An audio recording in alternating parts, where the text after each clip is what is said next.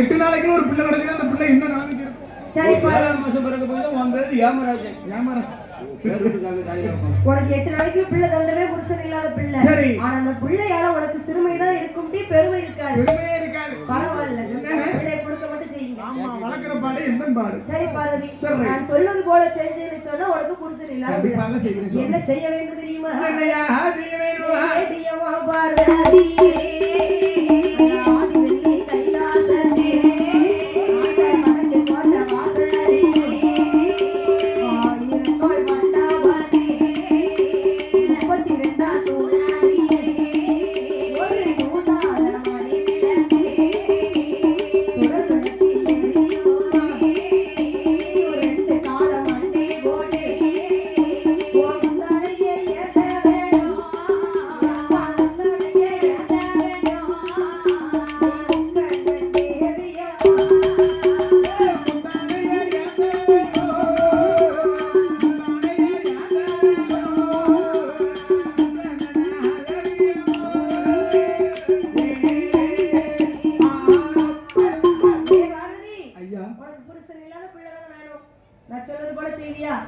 ஆதிவள்ளி கைலாசத்தில் வடக்கு கோட்டை வாசலில் 1000 கால் மண்டபம். ஆமா, 1000 பில்டிங் இருக்கும். ஓஹோ, 1000 கால் மண்டபம் மண்டபம் அப்ப பில்லர்ஸ்.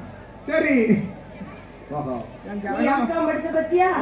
ஓ தரமே காட்டுறேன். சரி, இன்னும் ஆடிக்கிட்டே என்ன செய்ய? சங்கடம் தான் தாய். அந்த 1000 கால் மண்டபத்தில 1000 கால் மண்டபத்தில 32 ஆள் தூணு. 32. சரி, நீ நல்லா பண்ணிக்கோ. சரி, எண்ணிக்கோ. 32ஆம் தூண். 32ஆம் ஒரு தூண் இல்ல, 32ஆம் தூணுல தூண்காத மணி விளக்கு, சுடர் விளக்கு எரியும். ஆமா, சுடர் விளக்கு எரியுந்தாய். அது கிட்ட போய் நில்லு. சரி, 2 காலையும் மண்டி போட்டு. ஆமா, 2 காலையும் மண்டி போட்டு குளிச்சிட்டு போணும். கண்டிப்பா. முந்தானை ஏந்தி நின்னம்மா. கண்ண மூடி இந்த கரைக்கண்டருடைய நாமத்தை சொல்லணும் பார்வதி. சரி, என்று சொல்லி ஆண்டானாகப்பட்ட சிவபெருமான் சொல்லும் பொழுது ஆதிசக்தி பார்வதியானவள் ஆமா ஒரு பிள்ளைக்காக, ஒரே ஒரு குழந்தைக்காக எங்கே வருகிறார் தெரியுமா?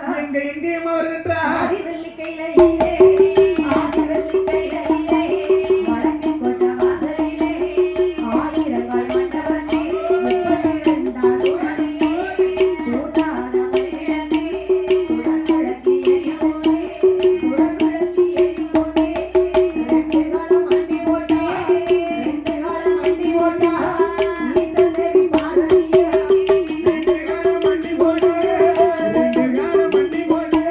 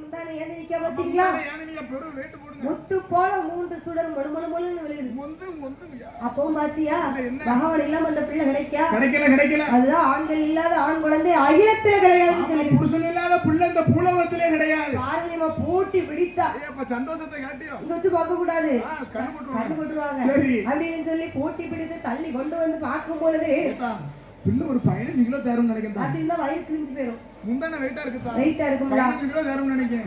நீங்க 15 கிலோக்கு பிள்ளை கிழிஞ்சு போயிருந்தீங்க வயிறு. நான் பிறக்கும் போது எத்தனை கிலோ இருந்தேன் தெரியும்? எத்தனை கிலோ? முக்காம்னு 4.25 கிலோ இருந்திருக்கு. இப்ப ஆஸ்பத்திரியில உள்ளவங்க பூரா என்ன பார்த்து கண்ணு போட்டுருக்காங்க. இப்படி ஆயிட்டேனப்பா. இப்ப கண்ணு போட்டு உடம்பு இழைச்சிட்டு தான் பிறக்கும் போதே 4.25 கிலோ இருந்தேன். என் பக்கத்து வீட்டுல எத்தனை கிலோல பிறந்தாங்க தெரியுமா? எங்க சித்தப்பா பையன் எத்தனை கிலோல இருக்காங்க? எத்தனை கிலோ?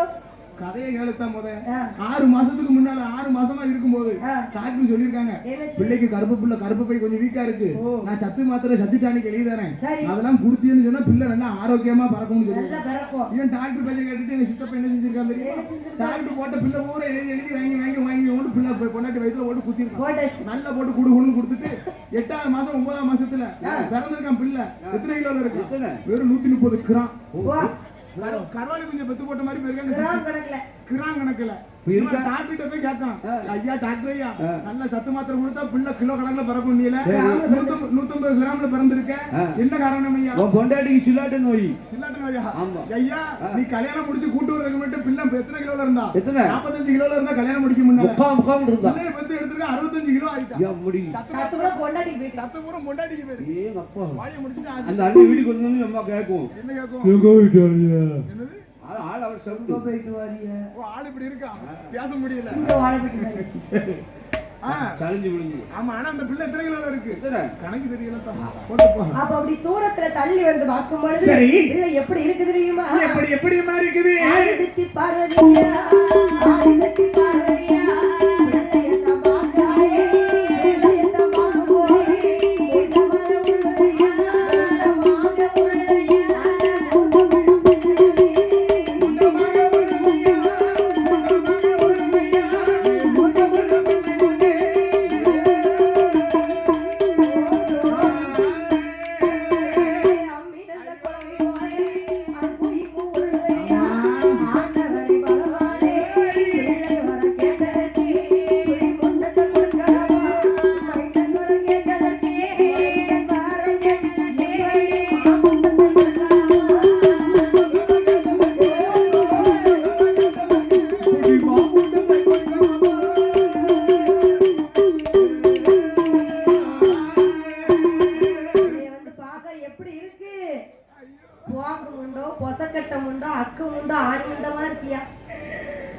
மூணு முண்டமும் 3 விதமா இருக்கு.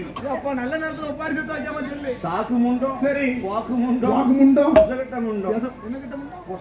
பொசகட்ட முண்டம், அக்கு முண்டம், ஆணி முண்டமா இருக்குது சுவாமி. ஆண்டவனே பகவானே, ஐயோ ஆண்டவனே, பிள்ளை வரம் கேட்டதற்கு இப்படி பிடி முண்டத்தை கொடுக்கலாமா? கொடுக்கலாமா ஈசனே?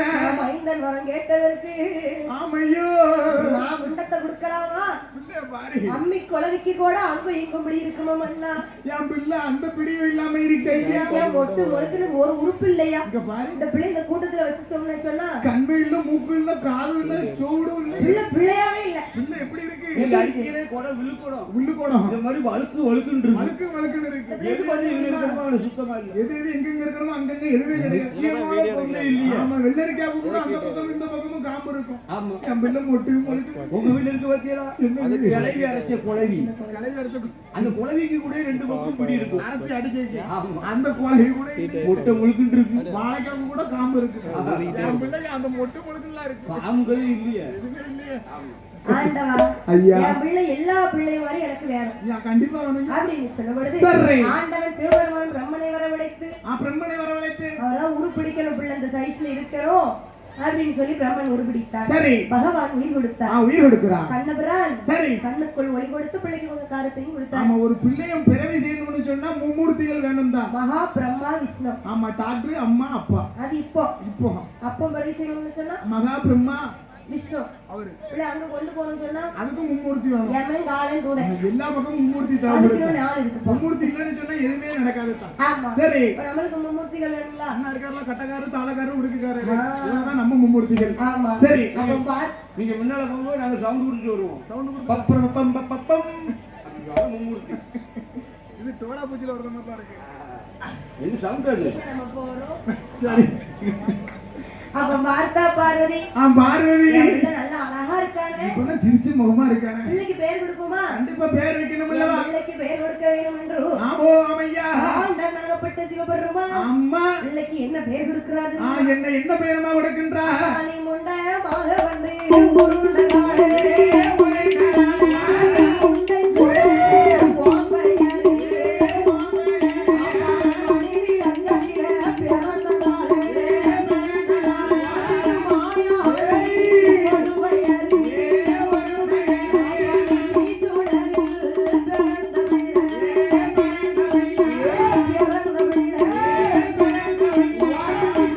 மாடே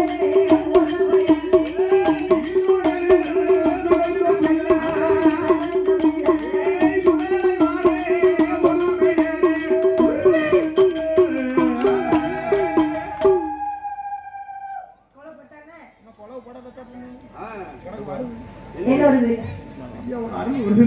அவளுக்கு எப்பமா வரும்? 12 இப்பதான் வர வழியில ஆம்லேட் 2 இங்க வந்து அருள் வருது. அருள் அது மேடை ஏறிட்டோம்னா எல்லாம் கேன்சல் ஆயிரும். போட்ட பாடு கிழிச்ச பாடு எல்லாம் கேன்சல் ஆயிரும். அடிச்சுட்டு மறுபடியும் போடுவோம். மகர்ந்து போடுவோம். இங்க வந்தா வரலாம். ஆமா வரலாம். கீழ வந்தா நாங்க ஆசாமி, மேல வந்துச்சுன்னு சொன்னா நாங்க சாமி. இப்போதைக்கு நாங்க சாமியா இருக்கோம். சரி சரி. அதனால அருள் வரும். இப்படி பட்டை போடுறதுல ஊர ஊர ஏமாத்துறது. என்ன செய்யணும்? ஒருத்தர் பத்தியா நூறு பட்டை வருது. சரி சாமி, என் மொட்டைக்கு ஒரு ஆட்ட கல்யாணம் ஆயிருக்கு, ரெண்டாவது ஆகுமா? ரெண்டாவது உங்க தம்பி கூட அவருக்கு வாய்ப்பு இருக்கு. அப்படியா? இப்படி திருநாளே போ நல்லபடியா ஆகும்பா. அப்படித்தான் யாருன்னு போன் பேசிக்கிட்டு இருக்கா? பாக்கலாமா? வீடியோ கால் பேசுறதா? பேசுவா. இப்படி வச்சுக்கிட்டதா பாத்து. யோ இவர் அங்க இருந்து வாசல்ல நிக்காரு. அதுக்கு என்ன இப்படி வச்சுக்கிட்டதா? வாங்க இப்பதான் வந்தீங்களோ? வாங்க.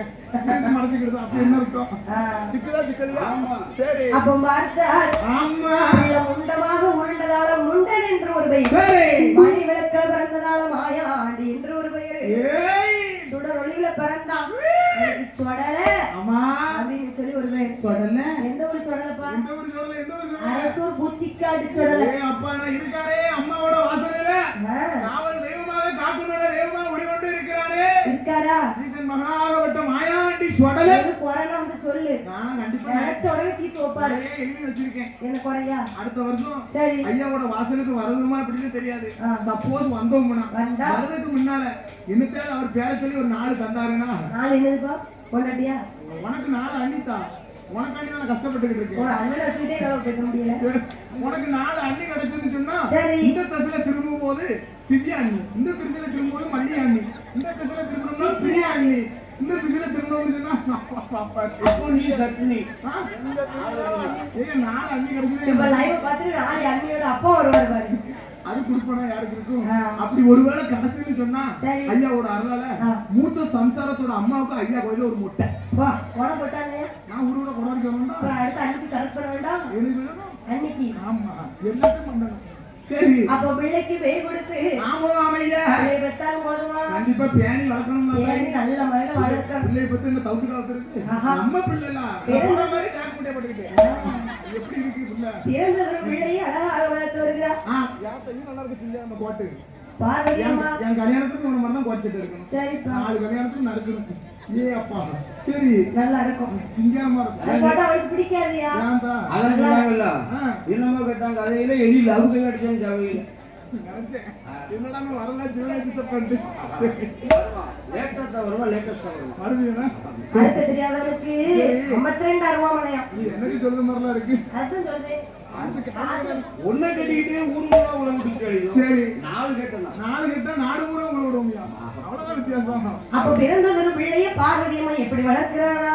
எனக்கு இப்படி வளர்த்து வருகிறா. அவ பால் ஊட்டி நீராட்டி மௌசுடனே வளர்த்துவாரா.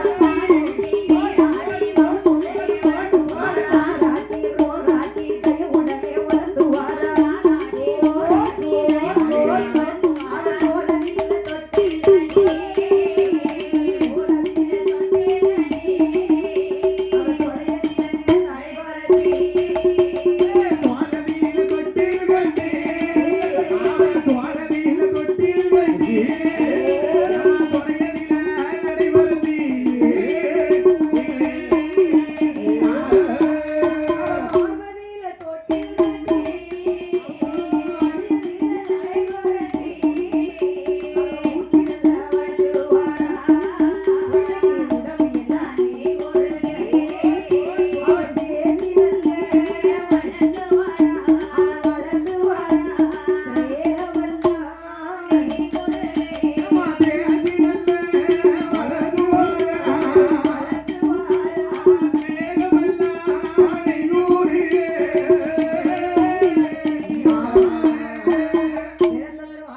சொடலையே ஐயா சொடலே தாயாகப்பட்ட பார்வதி அம்மா ஆமா பாலூட்டி நீராட்டி பவுசுடனே வளர்த்து வருகிறார். ஆமா பாலூட்டி நீராட்டி பவுசுடனே வளர்த்து வருகிறார். தோளதில தொட்டில் கட்டி தொடையில நடபரத்தி. ஓஹோ ஐயா என்ன தோல்ல தொட்டில் தொடையில நட. அப்படின்னா என்னன்னு தெரியுமா தாய்? தெரியாம தான் ஒன்று கேட்கேன். தெரியாதா உங்களுக்கு? நம்ம திருச்செந்தூர் பஸ் ஸ்டாண்ட்ல ஆமா திருச்செந்தூர் பஸ் ஸ்டாண்ட்ல தோளில தொட்டில் கட்டி தொடையில நடைபெறுதுன்னு சொன்னா திருச்செந்தூர் பஸ் ஸ்டாண்ட்ல தான் பார்க்க முடியும். என்னன்னு கேக்கீங்களா? அங்க கட்டிருப்பா புதுக்கு பத்திரம் எங்க மைனி அத்தகைய இப்படி கட்டிருப்பா பாத்துருவோம் பிள்ளைய கீழே விட மாட்டா தரையில அது பிள்ளைக்கு ஒரு நோய் வராதுப்பா. ஆமா அப்படி வளர்த்து வரக்கூடிய நேரத்துல ஆராட்டி ரோராட்டி தாயோடனே வளர்க்கிறா. வளர்த்து வருகின்றா. நாள் ஒரு மேனியும் பொழுது ஒரு வர்ணமுமாக. ஆமா பொழுது ஒரு வர்ணமுமாக வளர்த்து வரக்கூடிய நேரத்துல மாயாண்டி சொடல எதுல தூங்குவாரு? எதுல? தங்க தொட்டில. குடுத்து வச்ச புண்ணியமா கைலாசத்து வீட்டு புண்ணியமா. நமக்கு ரேஷன் கிடைச்சல படுத்தாதான் தூக்கமே வரும். அவரு தெய்வமா பிறந்திருக்காரு, அவருக்கு தங்க தொட்டில. சரி உனக்கியா? நமக்கு வாய்ப்பே கிடையாது. அப்ப மாணிக்க தங்க தொட்டில மாயாண்டி சொடல எப்படி பண்ணுகிறா? ஆமா அப்படி தங்க தொட்டிலே போட்டு தாயாகப்பட்ட பார்வதி அம்மா தாளாட்டுனான்னு சொன்னா. சரி தாளாட்டுவாயா? எப்படி தாயி காலத்துல வேலத்துல வேலமா தாளாட்டுனான்னு சொன்னா. சரி கீழத்துல இருக்காரு பத்தியா சுப்பையா, அவர் தூங்கிடுவாரு. அடேங்கப்பா என்ன காரணம் தாயி? அவள் அவ்வா கிடையாதுமா. அவளது அந்த பாட்டு அவளா தாளாட்டு அழகா இருந்திருக்கு. ஆமா அந்த காலத்துல தாராட்டுக்கு அவள மதிப்பு கொடுத்திருக்காங்க. மதிப்பு. ஆமா இப்ப பார்த்து பார்வதி அம்மா பார்வதா தேவி மாயாண்டி சொடலை எப்படி தாளாட்டி வளர்த்து வருகிறாளா? எப்படி அம்மா வளர்த்து வருகின்றா?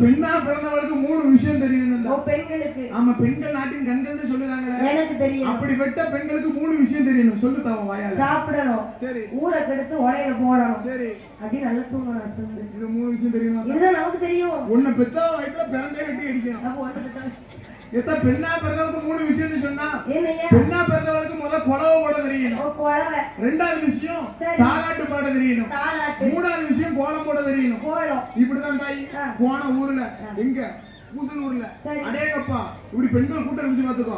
எம்மா பாடுங்க அம்மா ஒரு கொலவை என்ன அப்ப பேய் பிடிச்சிருக்கும். ரெண்டாவது விஷயம் தாலாட்டு பாடணும். ஆமா தாலாட்டுனா தெரியுமா? எங்க மைண்ட்ல தாலாட்டோ பாத்துக்கோ. பிள்ளைய தொட்டில போட்டு உங்க அப்பா வர மாதிரி இன்னும் சீது யார கூப்பிடுறானே தெரியல.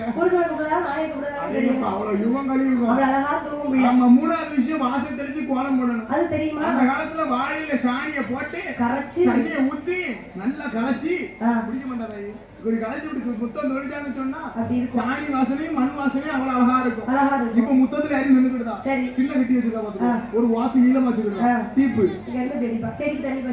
ஒச்சேடி முத்தம் பூரா நினைஞ்சிருது. அடுத்து என்ன செய்தா ஒரு சலிப்பு வாங்கி வச்சிருக்கா பாத்துக்கோ, சலிப்புல ஒரு ஊத்து கோலப்பொடி அள்ளி போடுதா, கீழே பார்த்தா கீழே ஒரு டிசைன் வந்து கிடக்கு. இதுக்கு என்னையா தெரியும்? என்ன செய்ய காலம் மாறி போச்சு, கத்திரிக்காய் கலையில தொங்குது. அப்ப ஆதிசக்தி பார்வதியானவள் வாயாண்டி சொடையை வளர்த்து வரக்கூடிய நேரத்துல சொடலை என்ன செய்யறாரு?